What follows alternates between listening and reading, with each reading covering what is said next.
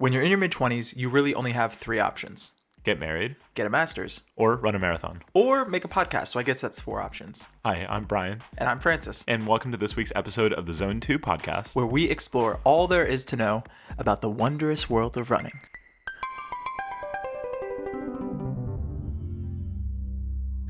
Francis, you had a pretty huge week, didn't you? It was all right, yeah. We can talk about that later, though. Because how was your week of training for your marathon? Francis, thanks for asking. I am deep in the taper. I had a 36-mile week with lots of yoga, stretching, and starting to feel pretty twitchy and anxious. I feel like this is for a variety of reasons. I have a job interview coming up tomorrow, actually. I have final exams coming up. And, of course, next Saturday, I will be running the Newport Marathon. The taper feels weird. This being my first training cycle, I really didn't know what to expect. The first week, I felt super sore every day. Now I feel like the soreness is gone, and I'm starting to get this kind of twitchiness where I'm like, all right, like, can we get it over with? Can we race already? Can we race already? So I'm feeling a little bit excited to, I think, just get the race over with at this point. Yeah, I've definitely heard that from other people. I know I was talking to Ted the other day, and he was saying that getting to the start line of a marathon is like probably one of the hardest things, but the way that your body feels is unlike anything else that he'd ever experienced. I did a 25-minute progression on Tuesday in the crazy swirling wind along the Charles. I pushed the pace to about 6 minutes, which felt like a huge confidence boost ahead of the race. On Thursday, I went to Heartbreak and did a workout with a coach who will be appearing in just a few minutes. And I topped off that workout with an all-out 200 sprint against Anthony, who just beat me out by, I think, half a stride length. So shout out Anthony for being faster than I. I went to Cambridge Friday Run Club on Friday, and then yesterday I did a 10-mile Firehouse loop with Heartbreak in Newton in, I don't even know how to describe the weather. Sleet, rain, everything in between. But it was nice to see people and do the same training run that I did for my first long run of this cycle on December 14th. Wow. I remember it being absolutely brutal. I have to say, despite the weather, it felt enjoyable and it didn't even feel like a long run, which I feel like is a good testament to the progress of training. That sounds incredible. Yeah. I mean, you've come so far. And now you've got, 6 days and counting? Yeah, and I just want to get it over with. I feel like we can maybe talk about race day expectations a little later. Before we do, though, speaking of races, Francis, can you tell us how your week went? Oh, it was good. And that's it. And introducing our guest. No, yeah, it's kind of go into a little bit more detail. I ran the Helderberg to Hudson Half Marathon on Saturday, and I was really pleased with how I did, but kind of leading up to it, I decided to take this week as sort of a mini taper. So I had a slightly lower mileage week. I think I only hit around 40 miles this week. So Monday did some yoga, speed workout on Wednesday, long run on Tuesday. And then Thursday night headed to upstate New York and did a easy 6 miles with my new shoes. I ended up with the Adios Pro 4s in lucid red and core black. Ooh, Ferrari red. Oh, they are beautiful shoes. And I don't know if it's placebo or the technology or because it was my first time like actually training in carbon plated shoes, but I like had to verbally tell myself to slow down because I was running as like a 7:10, 7:11 pace, and I was like, oh my gosh, my coach is going to be so mad at me if he sees this on Strava. And he did comment, nice, quote unquote, easy run, Francis. And I was like, haha, yeah, okay. He couldn't help himself. Yeah.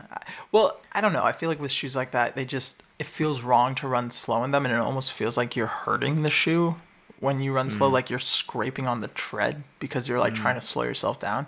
I was going to say, maybe it feels like a crime against the shoe. Like, I use the Ferrari analogy for the color, but it's a little bit like maybe taking a supercar, putting like just to drive to the supermarket. Yeah, or like putting bad gasoline in your sports car. Oh yeah, something like that. No, I don't know. You gotta let it rip on the Autobahn. You gotta, and I feel like I've been training enough that I felt like I could kind of rip in. That being said, though, I feel like the last couple of weeks I've really been kind of holding it back a little bit, just because I don't want to get more injured than I had been, or didn't want to pull something, and really wanted to focus on the training and actually getting better. I think that my race on Saturday went about as good as I could have expected it to. I was really happy with my pre-race ritual that I did in the morning, which was my nutrition, which was just like oatmeal, a egg, I had a banana, I had honey, I had Morton 320 drink, I had a noon, and then I had a cup of black coffee to kind of get the digestive system going. So I didn't have to worry about using the porta potties right at the beginning of the race. And then I drove to the finish line, and then they bussed us to the start. It was about 33 degrees and dumping snow. So we sat in a pavilion for about an hour and a half before the race. I was in full warm-up gear until 10 minutes before the race, and then decided last minute that I was going to change into my leggings instead of my shorts, and then got into the corral and started the race promptly at 8:30, and it was great. Yeah, I had a really good time. And then you finished the race not too long after that, didn't you? Yeah, so my official time was an hour and 22 minutes, and some change. I don't know the seconds off the top of my head, but I finished 45th overall, 39th in my gender, and 12th in my division. So for the listeners, as soon as I saw Francis's time on Strava, I texted him right away and said, "What the fuck?" I could not believe it. And then I opened the activity, also knowing that this is his first race and time really pushing himself in these shoes, which does make a huge difference. It does. And then I also saw the elevation profile for the race and saw that it was about 400 feet of downhill yes. for the half, which I think definitely takes some time off, but that doesn't take anything away from the accomplishment of a 1:22 half marathon. Yeah. Bravo. Thank you.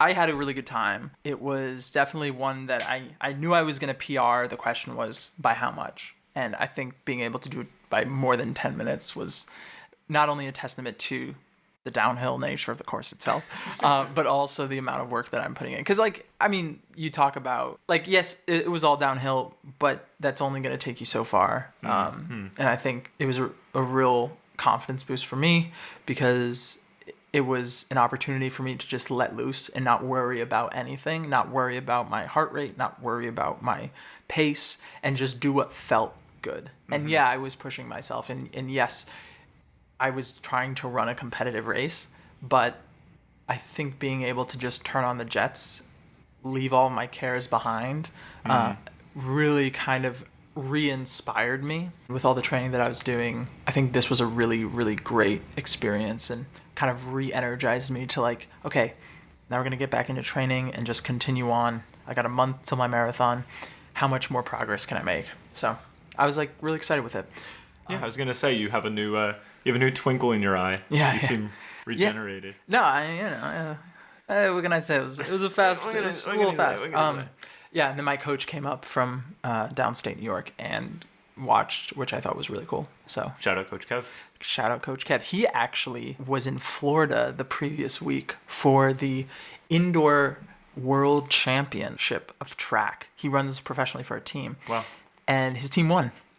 Wow. So the world? Whoa. Yeah, so in his age group, which is I think the masters.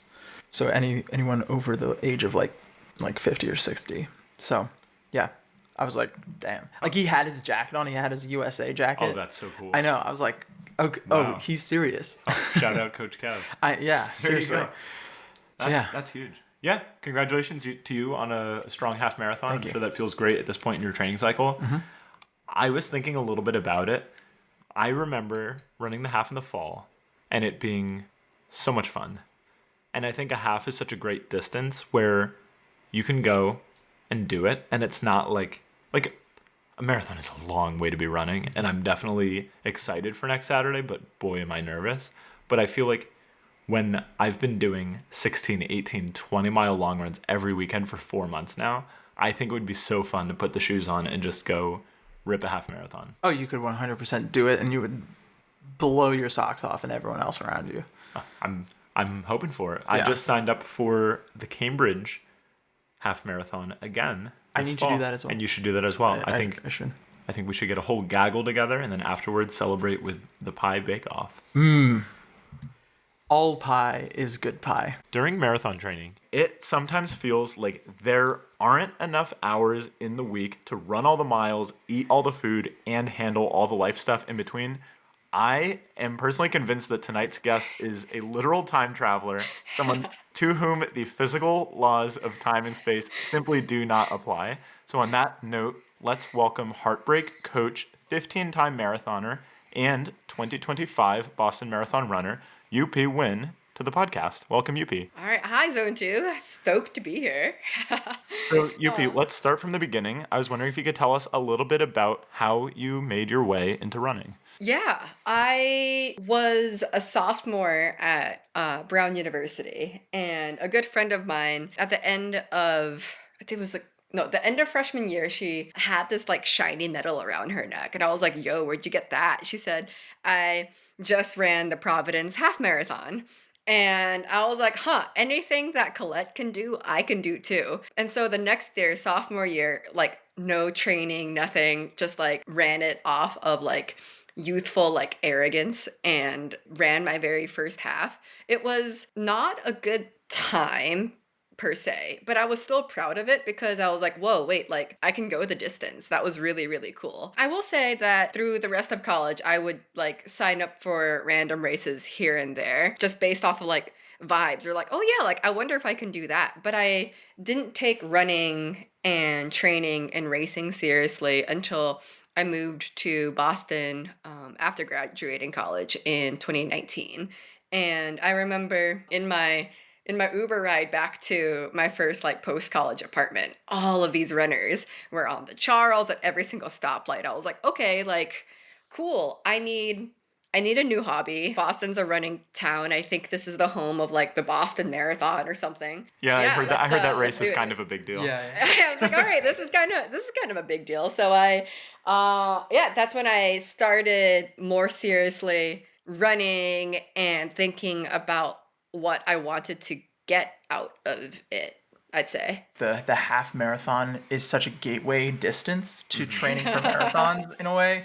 It's like just long enough that you're like, wow, I can't believe I just did that. But it's also like not so long that you, not to say that you don't have to train for it. Like you 100% should be prepared to run a half marathon, but like you can run a half marathon. Like I feel That's like anyone. exactly my thought process. Yeah, it's Yeah. half of a marathon. You Yeah, can it's do it. just 13.1 miles. It's like, yeah, like you feel super accomplished as you should, but it's not like your body will not like fall apart. I'm like, yeah, like you can definitely, anyone can do a half marathon. Anybody can cook. Anybody can do a half marathon. And that's so true what you're saying too about moving to Boston. And this is something I think we've talked about in a lot of episodes so far, how running and the Boston Marathon specifically is such an enormous part of this city. I mean, this is such like the energy even now, a couple weeks ahead of the Boston Marathon is just, it's amazing in the city, honestly. And running is such a huge part of the city and the community that I think Francis and I can both definitely relate to that feeling of moving to Boston and feeling how special that is and wanting to find a way to be a part of it. It's like the whole Yeah. city's like, I don't know, trying to peer pressure you into doing it. Yep. Just by It really exposure is. therapy. Yeah. Yeah. These are a lot of drug analogies, Francis. Like we're in dare class. No, but running is the best. The Yeah. best drug. If some sketchy guy in the corner offers you a hit of his carbon plated shoes, make sure you say no. Yeah. Because then you'll He end up. offers you his shoes. Yeah, take Yeah, him, true. take him and run. Yeah, if someone offered me carbon plated shoes, I would 100% take it. Yeah, like I've had the privilege of living in some amazing cities around the States and I guess kind of internationally at this point, but like New York, Seattle, San Francisco, Boston, Albuquerque. I think that what makes Boston special is like truly the running culture. It is a running city, and you see that with like a lot of the brands that call Boston home, right? Like, yeah, sure, it's the like you've got a little race known as the Boston Marathon, but New Balance has its headquarters here. Puma has an office here. Even Asics has like a satellite office here. Smaller brands start here. John G, Tracksmith. You've got local run stores that are established and everyone visits during like the Boston Marathon weekend. You've got Heartbreak Hill Running Company. You've also got Marathon Sports, and you've got so many Yeah, like it's very much tied to the identity of the city. Running is so like tied to the identity of Boston in a way that like I haven't seen replicated in other cities. Like, yeah, New York has a fun run scene, but I wouldn't call it a running city the same way I would call like Boston a running city. It's also so cool how I haven't personally had this experience, but I know quite a few people who have just been out for their run, like on the res or out for their run on the Charles, and just casually saw a professional runner, an Olympian, Yeah. doing a training run. I feel like there aren't many cities where that is something that could occur, and it's, Yeah. I mean, I saw Graham Blanks the other day. There in you go. Harvard Square. Yeah, Grant Fisher passed me on the Charles, and then Graham Blanks and I had a flyby. I think it was Grant Fisher's like shakeout run before his world record 5K or something at BU. I forgot. It was like the Valentine's meet, and he had just set the world record, and I think he was shaking out on the Charles the next day, and I was doing some tempo workout on the Charles, so I'm like out of breath, and he just flies past me. I'm like, in like a like, zone 2 run. yeah, no, it's a zone 2 run for Grant Fisher is like my like, and I was like, oh shit, like should I sprint up to him to like ask for a picture or say good job, Grant? And then I was like, well, nah, he's shaking it out in his zone 2, but also I just can't catch him. He's a Yeah. different. No way, bye Grant.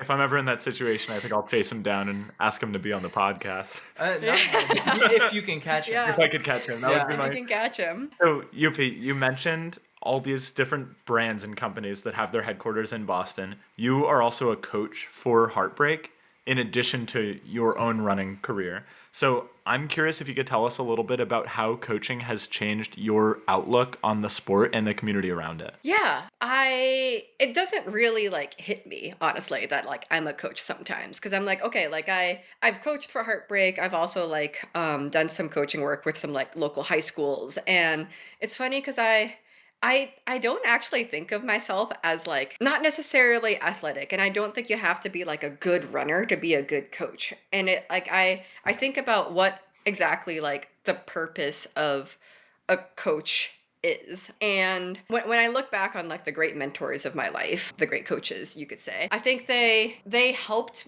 me believe that I could do and achieve more than what I gave myself credit for. Yeah, like I actually got cut from every single varsity team and every single varsity sport that I ever tried for in high school, which comes as like a mild surprise to some people, but your girl was a potato. Like I had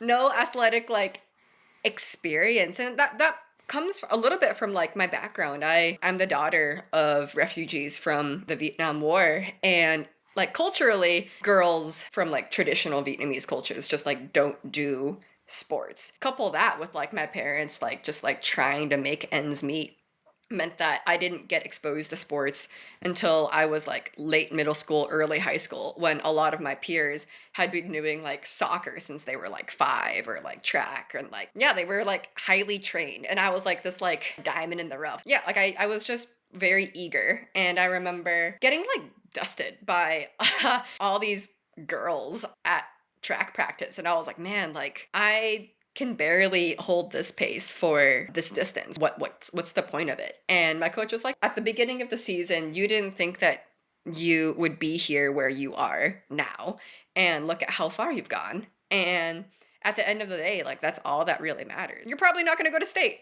And I was like, coach, you're right. I'm not going to go to state. I don't have that like athletic ability. But my coach was like, that's okay. Like that doesn't matter. What matters is like the friends that I had made, and just like the confidence that I developed as a result of like showing up and doing the workouts over and over and over again. And so I think about that. I apply that to like my coaching. Every Thursday night we have workouts at the Cambridge store, and we get people who are like, yeah, like pretty highly trained. And we also have people who are not as highly trained, people who are maybe trying to run a mile for the first time without walking, or yeah, like couch to 5Kers, or people who are just trying to get back into fitness after a long layoff, after injury. And those are the people that I love working with the most, because it's like I see a lot of myself in those athletes. I'm like, yeah, like I used to be where you were. I've had like 3 knee surgeries. I've had to relearn how to walk like 3 different times. At every like setback, or at every single point where I'm like, man, this workout sucks, or this like all of this sucks, running sucks. What's the point of all of it? You know, you just keep showing up and you keep putting in the work. And now I'm like, all right, I get to say that I'm a Boston qualifier. I get to say that I coach like all these athletes. Yeah, I never thought that I'd get here. Yeah, like I think running is just a medium for you to kind of like be a badass in all these other parts of your life. Like if you can run when it's like shit outside like it was yesterday, you can do anything. Yeah, I think it's cool that you're coming to it from that experience where, I mean, being dropped from varsity sports, especially if that's happening over and over again, and it sounds like you kind of had that feeling where you're always trying to catch up to athletes who Yeah. started at a younger age than you and maybe had access to things at a younger age than you, and that is probably frustrating and discouraging. So I feel like getting to the point now where you have these major milestones that you can celebrate for yourself, but you're also then putting yourself in an opportunity to lift other people up is really cool. And you come to it from a cool perspective of knowing, like you said, what that's like, what that felt like. And what's awesome about running too, you described it as a medium, and I think that's really true. And I think running is very cool because even though it is an individual sport, like you are competing by yourself. Nobody else is running your marathon for you. But the community around it is still a team sport, even though you're running your own race.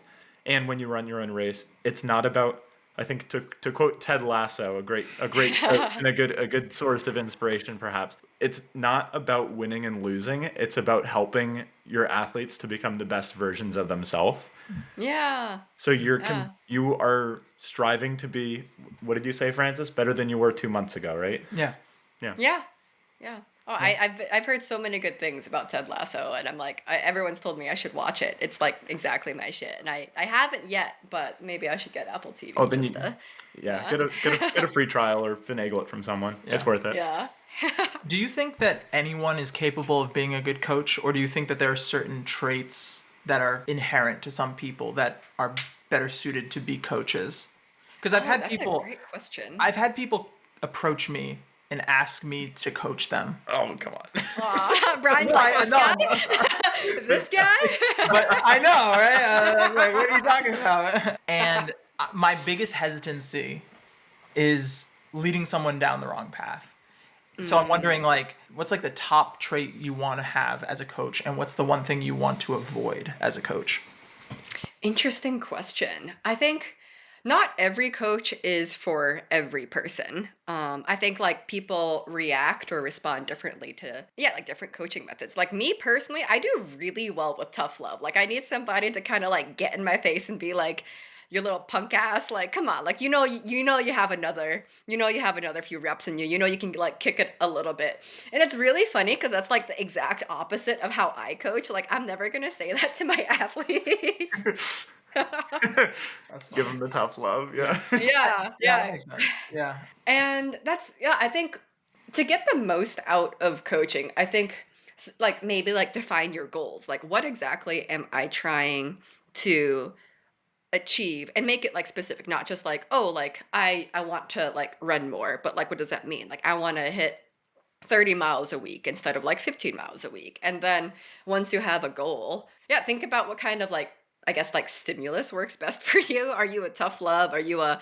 like, please hold my hand and guide me and send me like nice like memes? I don't know. Yeah, I think that's the advice I would give for someone who is looking to coach. And I think I said earlier, you don't have to be a phenomenal runner to be like a good coach. Like, right, like you look at a lot of the coaches out in Kenya and Ethiopia, like Kipchoge's coach didn't break 2 hours, but he still helped coach Kipchoge to like break 2 hours. And so I'd caution people against like, oh, like to BQ, I need to find a coach who has BQ'd. I don't think that's necessarily true. Like a coach who has BQ'd, I don't know, maybe they can offer like certain perspectives, but I would offer the advice that like find a coach that like yeah works for you, works for like your stimulus.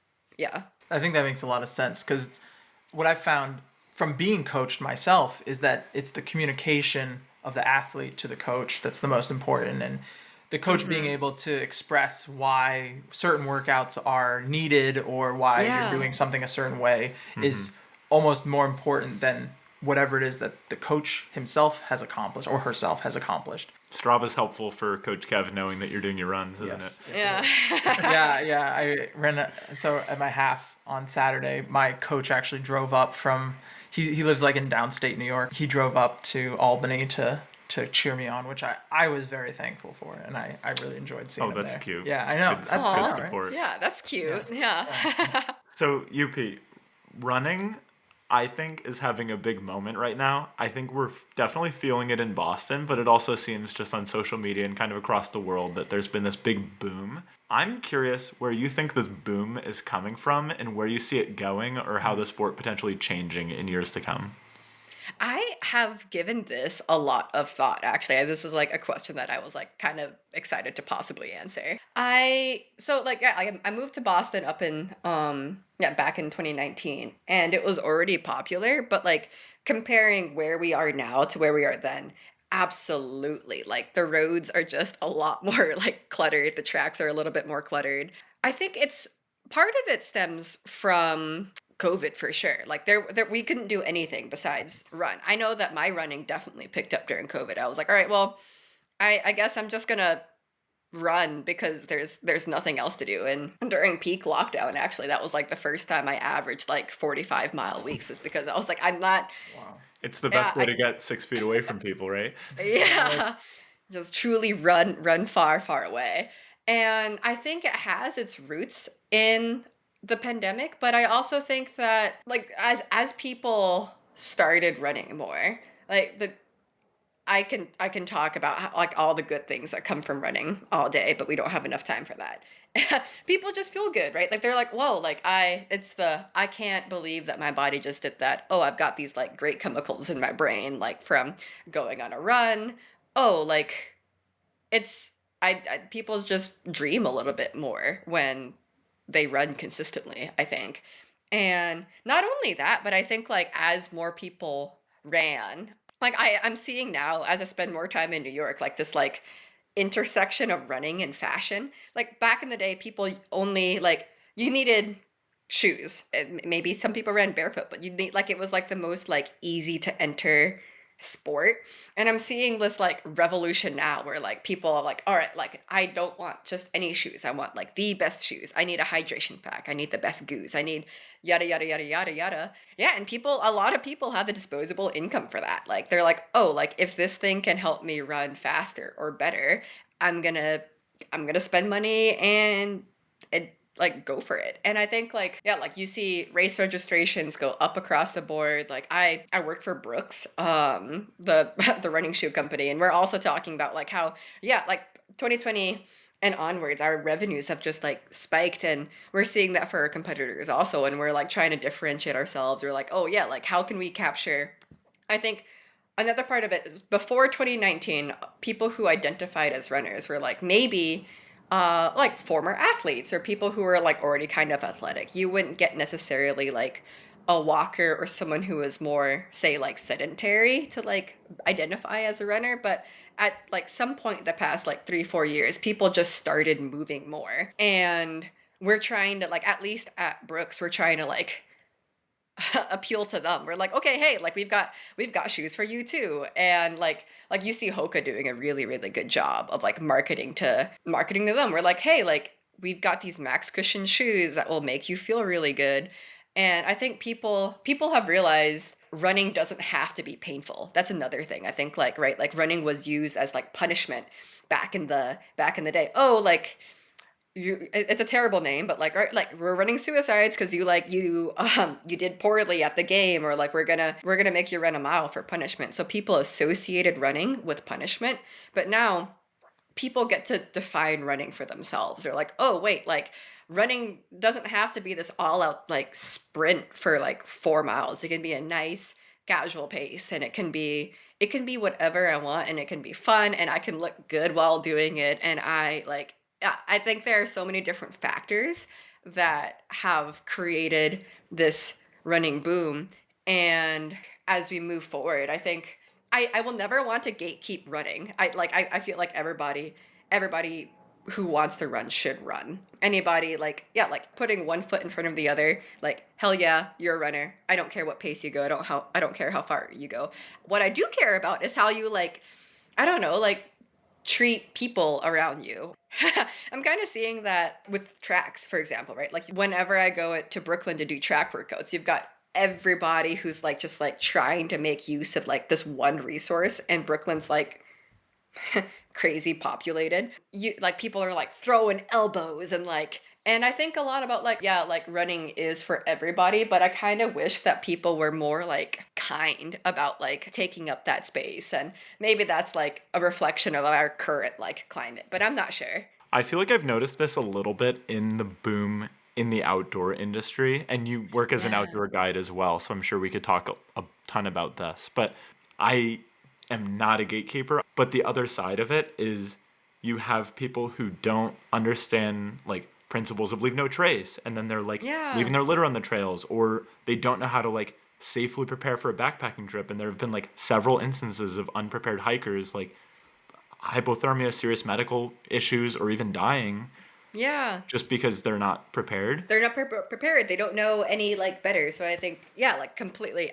We can talk about this for a Oh, while. for sure. But this, this, Yeah. this is something to circle back to running though, to talk about running. Yeah. You talk about you wish people were nicer about it. Track etiquette was something that I had to ask somebody at one of the Heartbreak practices. It'd be like, what's the deal here? Like the hand signals, like when people put their hands up, like what's going on here? Like, and that's something that is very hard. So maybe we should start pushing a little bit more education about track etiquette just to Yeah. keep it accessible and keep it kind so people can share that space without it being negative, because we don't want to gatekeep, but we also want it to be still fun and safe.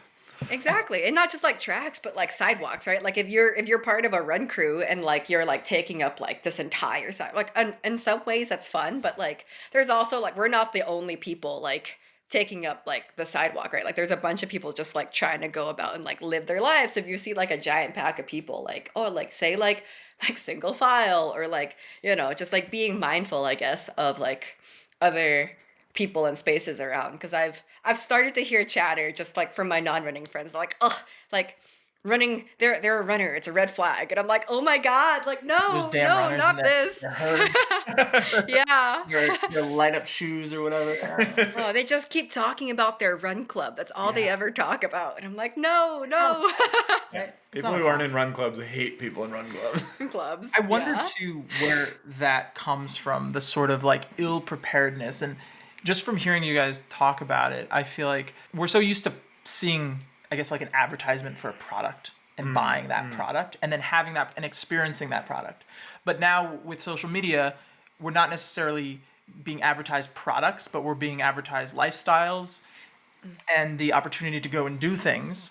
But the barrier of entry to doing those things, it's not well described in those posts or those like, oh, come run on a 20-mile run with me. Sure, it looks cool and it looks like this person's really enjoying their life and they've got the cool shoes and the cool like singlet and the shorts and stuff, but there are a lot of steps that go between starting running and then getting to that point. And I think that there isn't enough there's not enough exposure of that in social media, of like the de-influencing of running, I guess. And there's a handful of accounts that deal with that to an extent, but I think that it's definitely something worth exploring. And yeah, I think it's like super interesting because again, I will also agree. I don't want to gatekeep running, but I do think there are certain things that you should learn before you go out and either hurt yourself or inconvenience other people. Should I walk across the track without looking? Yeah. Should I go in the same lane as someone else but the opposite direction? Probably Yeah. not. UP, do you think that this surge in popularity of running that we've seen, do you think that this is going to be sustained, or do you think that this mass interest in running right now is going to start to wane at some point?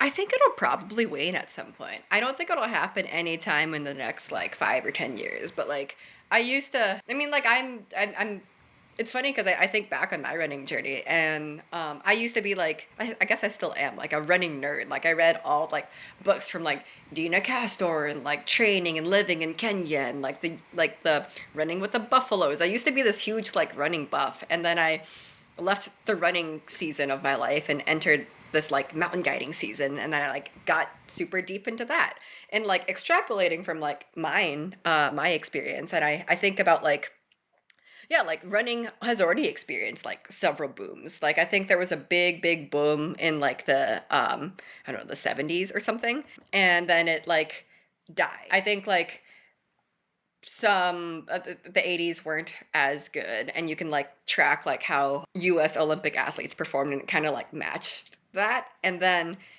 I think running had another boom in the 90s. People were like, yo, like running's actually great. And then like it went away again. And now we're in the middle of yet another boom. And I think this one, yeah, like it will be like kind of sustained, but I would not be surprised if like, I don't know, like something if it went away. And once it goes away, I think it will come back again in my lifetime. It's 5 big booms of running.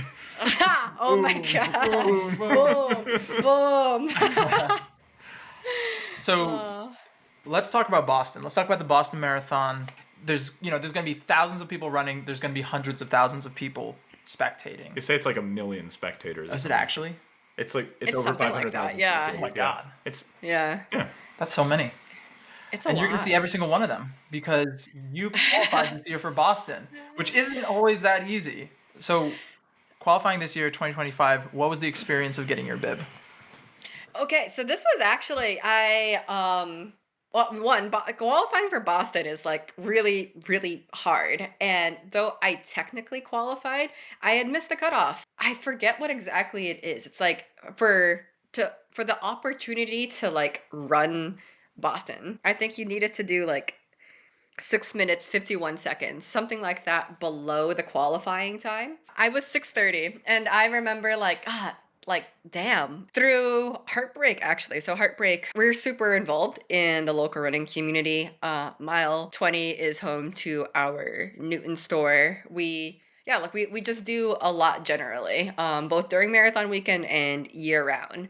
And the BAA had reached out to Heartbreak with a community bib, and Dan held a raffle. He was like, hey, if you had qualified but missed the cutoff, throw your name into this like raffle. And of all the names that were thrown, mine was picked. Yeah, like I was excited to train and to run and race again, because I was in this mountaineering season of my life last year. And then I was registered for Chicago and New York, and I ran those. And I was like, oh, actually, like now that I find running fun again, I want to I want to like do well. I've not had, even though I've had like 15 marathons, I've not had like a good training cycle. Life has always gotten in the way. I've always gotten injured, or just like general life stuff has come up. So I had never been able to get to the starting line in a quote unquote like ideal shape. I had qualified but missed the cutoff. It was an opportunity that I couldn't let pass by. So I just dove straight into training. I slightly more than doubled my mileage. I was making time to train even as I was juggling travel between like 4 different cities, 2 different mountaineering trips, all these different life stressors. I was like, okay, like if you care about something enough, you'll make time for it. And like with the Boston Marathon, yeah, like all these superlatives. I've made Boston my home the past like 10 years. The community means so much to me. I'm getting this chance to run it just as I'm about to like start grad school at New York. Like, UP, do not mess this up. Let's go. Let's fucking go. Yeah. So you mentioned how this training cycle has been different from your training cycles in the past. Yeah. I follow you on Strava. I think anyone who follows me on Strava is probably like, what the heck? Like, she's in Seattle today, Brooklyn tomorrow, Mexico City the next day, and then she's coaching Heartbreak that night. It's like, I don't understand from the traveling and the working and the guiding how you're finding the time to still be consistent and hit your mileage each week. I'm curious if you could just share a little bit about how this training cycle has gone for you and how you've managed to stay consistent in spite of everything else that's been going on.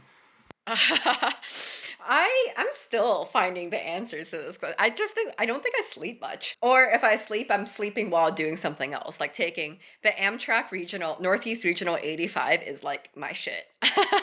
That's yeah, I think the like 145 or something between Boston and New York. But it's an interesting training block. All right, I set this goal for myself. I'm like, okay, I'm gonna run Boston. I want to do well. I want to PR. And I'd first run Boston as a charity runner 3 years ago. And I had also stated publicly like my goals then, and then then life happened and it was a bad training block, and I basically said I was gonna run 3:15 and then like ran like 4:10, which is like in the overall scheme of things like not a bad time, but so far off what I said I would do, and I felt really embarrassed. I was like, God, like you're like coach of the Heartbreakers and you set this public goal on your hometown marathon, and then you just kind of like face planted. It was humbling. The marathon doesn't owe you anything. Races don't owe you anything. Yeah, running doesn't owe you anything at all. And so you kind of you have to put in the work. And I thought about that for this cycle. I'm like, okay, like, I set this goal for myself, and if I wanted that, I knew 15 marathons in, you're like, to do something you've never done before, you're gonna have to do things you haven't done before. And that meant like increasing mileage.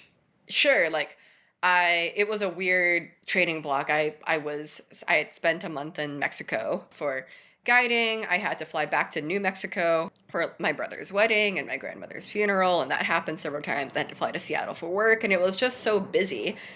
And I thought about it, I was like, okay, like, yeah, it's a busy season, but like life will always kind of get busy. You're always going to have something come up, and people will always make time for what their priorities are.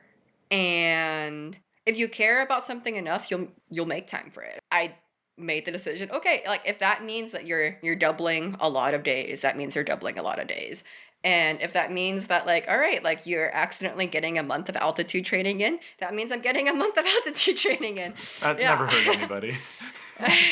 Yeah, I made the time with this training block, and I think it helped, honestly, that like some of my travel and like, all right, like mountain guiding, I'm like hauling a pack up and down like a mountain. That's great strength training. Cool. Like, oh wait, like I'm lucky that my hometown is Albuquerque and that like I was guiding in Mexico City. And I was so serious, I think, about like strength training. I've had 3 knee surgeries, and I was like, okay, like you're gonna stay healthy, you're gonna stay. So I like made the time to do my PT exercises. I think there were so many things that just like I got lucky with. Again, like I got lucky to get this bib, and I got lucky enough that I didn't get injured or that other stuff worked out this training cycle. And now I'm like, oh my God, like I'm trying hard not to put pressure on myself to like hit my goals, and just remember that it's supposed to be fun. Like running, like I'm never gonna be a professional runner. I guess I technically make money off of running. I was gonna say, yeah, you're a professional. Yeah. Not like Grant Fisher professional, but I guess I do make You're a money runner, off you're of. professional, yeah. Yeah. You're a running professional. There you go. I am a running professional. Exactly. I am a running professional. Like as soon as it stops being fun, I have to step back and examine why it's not being fun.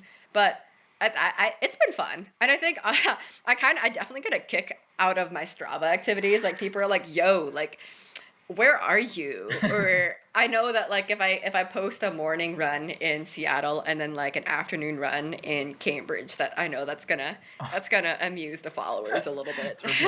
There was one day I went to the Newton Long Run, and the night or the afternoon before, I remember seeing you had done an activity. I think you were in Seattle, and you had done an activity like late in Seattle, and then there I am for the Newton Long Run, and you're at the water station. And I was like, what is happening? That's fine. But if you're listening to this, if Newpie can do it this training cycle, you have no excuse. So you mentioned like caring about something enough to make the time for it, and obviously living in Boston, running the Boston Marathon means a lot for this community. What does it mean to you to be running Boston for the second time next week? Oh boy, it means a lot. It means, I mean, I'm 3 years older, 3 years wiser. I've got a lot less cartilage in my knees. Literally, my third surgery, they took out like 70% of the cartilage in my left knee. Yeah. Uh, and I just reflect on all like the growth, the personal growth that's happened and all the miles that have been run, which I think I like did the math the other day. It's like something like I've run like 4,000 more miles between then and now.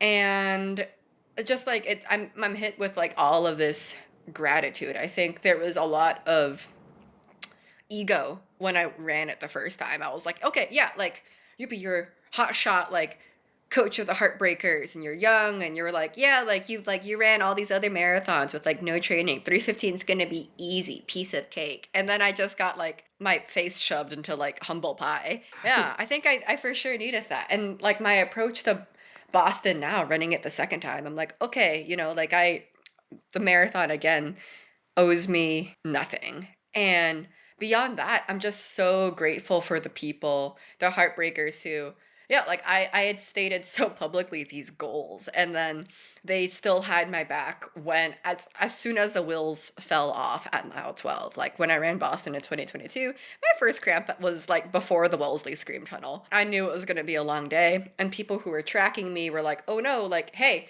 like you got to keep going, like what do you need? And then like post race they were like, hey, do what you need to do to feel good, and then like come back because this community like loves you and wants you. And I was so harsh on myself. I was like, oh my god, like ugh, like what an embarrassment. What the hell, UP? What, like, that sucked. And after that marathon, it took me a little bit to like get back in the game. But like 3 years removed, I am so honestly glad that it happened because it showed me how much I have to be grateful for. Like, yeah, my body, which has done all these marathons, is capable of like guiding and traveling and like this weird ass training block. And all the people who text me that like, oh hey, like UP, I ran a mile today and I thought of you. Hey UP, like thank you for like writing this training plan for me. I'm like excited to do like my half marathon, or running along the Charles and seeing people that I coach, or seeing like the Heartbreaker logo, like just like the nod. It's such a gift. Like I know it's corny and cheesy, but I don't care. I love corn. I'm gonna say it. Like I don't think that like that's a thing that a lot of people have or get to have. And the fact that I get to like run Boston again, having qualified but not made the cutoff, but like I've got this community behind me. This is like my city. I've lived here 10 years. I know the course. I like got humbled and I'm ready to come back. I've done the work this time. I have this like overwhelming sense of just like gratitude that like all of that happened to get me here. And like no matter what happens in 8 days, I'm gonna have a blast. Yeah, I've got my goals and I hope I'm gonna hit them. But like the fact that you get to boogie on like your hometown course, like with a lot of people you love, just like all like at mile 20 and along the course, yeah, that's lucky. That's love. I can't be more grateful for it. Yeah, and I mean, I definitely can't wait to be out there on Marathon Monday screaming for you and cheering you on, Yeah. and I have no doubt that you're going to crush it. Thank you, You talk Brian. about things that people get to have. Something that runners get to have and they love to talk about is Love to talk shoes. about. I'm curious what shoes you're running in right now, / what you'll be racing in on Marathon Monday. Ooh. Okay, so this is kind of like a hot topic because I work for Brooks, but I coach for Heartbreak, which isn't like sponsored by Nike, but does a lot of things with Nike. A bit of And a so conflict of interest. and I am a walking conflict of interest. But as a coach, I will say that I tell my athletes that like, hey, like you run in what like feels good for you, because one, that will keep you like running. Like if you run in shoes that feel bad, well, like why would you keep doing that? And for this training cycle, I will say that my employer will be very happy to hear that I love the Brooks Glycerin Max. And I've had a lot of friends reach out for a discount because I think like they saw some like shoe fluencers on YouTube who are also raving about the Max. I will admit that before this training cycle, I might have trained and raced in other competitor brands. But the Glycerin Max is our best shoe, perhaps ever.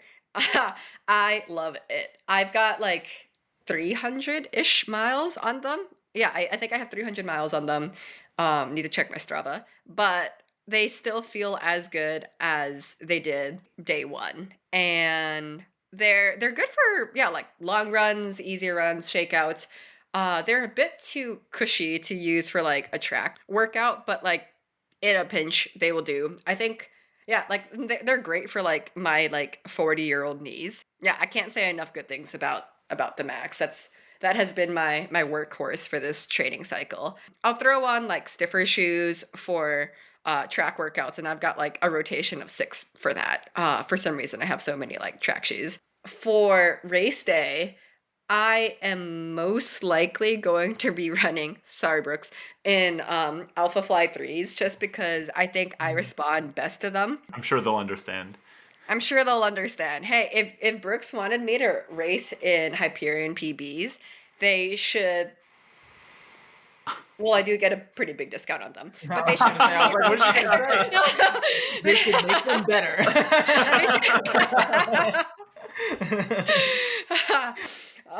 They are really good. They changed the foam and the plate for those shoes. I know that like super shoes were one area that Brooks was kind of like lacking in, and a lot of my athletes will like train in Brooks, race in other shoes. And I guess I yeah, same. I train in Brooks and race in other shoes. But I will note that like I tried on our Hyperion Elite PBs and was like, okay, wait, like this is the first like Brooks super shoe that like can actually like match up with other competitor brands. But I will also admit that I grew up a Nike girly, and the swoosh is my first love and has all of my love. No. Another shoe question? No. Oh, I mean, we can talk about shoes. We could talk about shoes all day. We love shoes. What are your thoughts? Have you run in the Adidas Adios Pro 4s? Yeah, because he just got a pair. I just got a have. pair. I need to He talk just to needs to someone talk about it. Okay, wait. I have thoughts on them. So Adidas, I ran my very first marathon in Adidas, and my feet hurt the next day. But I'm not gonna blame that on the shoes or the brand. I'm gonna blame that on like me using like old high school trainers. But like I think I have a soft spot for Adidas because I was like, okay, like you got me through like my first like actual race. That said, I tried the Pro 4s and I don't think they work for my feet. I think I over prodate a bit because I limped hard. I did like some 16-mile progression in the pros, and then the next day I like was like, oh, actually it kind of hurts to walk, and that didn't feel great. I tried it again for a workout like 2 weeks after that, and they still kept hurting, and I was like, okay, wait, maybe these shoes just aren't meant for me, but I wanted them to work for me because they're so nice looking. They look so good. Yeah, that might have been the reason why I got them. Yeah. I put like a them on Ferrari. ice. Yeah, I put them on ice. I didn't touch them again until I traveled to Albuquerque for my brother's wedding like 2 weeks ago. My mom's always getting on my case about like looking nice, and I'm like, okay, fine. Like these shoes are like Pro 4s. yeah. I'm gonna wear my Pro 4s, Mom. These are And- really nice shoes. Yeah. They're really pretty. They're so pretty. Yeah. My feet didn't hurt then, which was like an encouraging sign, but I think like I don't want to risk it for the marathon. Yeah. I think they're very like responsive, but I guess I felt like a little bit more unstable in the pros than I did the alphas. To wrap things up, you've done 15 marathons. Boston next Monday will be number 16. Is that correct? Yeah. So I'm curious if you have one takeaway or thing that you've learned from your race experience so far, including this training cycle. I feel like each of them have like separate takeaways, but if there was one from all 15 that I've done, it's don't go out too fast. Yeah. Like it's the race doesn't start until like mile 20 for me. I'm like, okay, like, and I think the way that like I think about marathons when I'm racing them is like I imagine like there's a loop that I love doing when I'm home in Cambridge. I'm like, okay, it's like my like shakeout like 5.5 miler, and as soon as I hit like that point, I've got 5.5 miles left in the marathon, I envision myself like starting that loop. And I'm like, all right, like, how do I feel? If I feel like ass, it's going to be a long day. But if I paced properly and like trained properly, then I should be able to kind of like pick it up and just like party the last like 5.5. Yeah, I've noticed that like every single marathon that I've PR'd or enjoyed myself, I have negative split. And that's from like not going out too fast. The races where it's been like a race gone sideways, completely terrible. When I'm just like, yeah, your girl feels so good. And I look at my watch and I'm like, oh, I'm like 20 seconds faster than MGP. It's fine. Let's go. Let's like send it. And then like the wheels completely fall off at miles, anywhere between 12 and 20. Yeah. Well, Yupi, it's been absolutely a blast talking to you about marathons, about your running experience, and I'm super excited to be cheering you on at the Boston Marathon this coming Monday. Yeah, really excited for you, and thank you again for coming on the podcast. I'm really glad this happened, and I've listened to the other some of your other episodes, and yeah, y'all are just great. Thanks for like having me. Yeah, absolutely. Yeah, Yupi, thanks so much for taking time out of your schedule for us, and we'll be cheering you on at Boston. And I hope that you come back on the pod again soon. Yes. And Brian, good luck running Newport on Saturday. Yeah. Well, thank you, Francis. So what's like 6 days, right? 6? 6 days. Yeah, 6 days. I know. We're basically there. Yesterday I had my basically there. Yesterday I had my little panic about like, how am I going to carry all my stuff? What am I going to wear? What's the weather going to be? We'll figure it out. Brian, the next time you and I talk in this setting, you will have run your first ever marathon. Hopefully. I've been working really hard for the last 5 months to get to this point, so I'm just excited to give it my best and run a good race, and hoping for some good weather too. Yeah. Well, we're all cheering for you. Oh, I appreciate that, Francis. Before we take off, though, you told me you have a fun fact for it. So this is a running fun fact. So there was a study that came out recently where they measured myelin, or the amount of fat in people's brains, both before marathons and after marathons. And myelin is the substance that makes neurotransmitters fire faster. And they found that people had a significantly lower amount of it after running a marathon. So running, in a way, makes you dumber. Francis, that might be a bit of a problem because I have one final exam on Friday and then another one on Tuesday. So we'll have to compare how you do on both of them. I'll report back. If I do worse on the second one, we'll know that it's not because I didn't study. It's not because I spent all weekend celebrating running a marathon and supporting all my friends that are running Boston. It will be because I'm physiologically dumber. Thank you all for listening to the Zone 2 podcast. Don't forget to subscribe and follow us on Instagram at the Zone 2 podcast. You can catch new episodes every Wednesday streaming on Spotify and Apple Podcasts.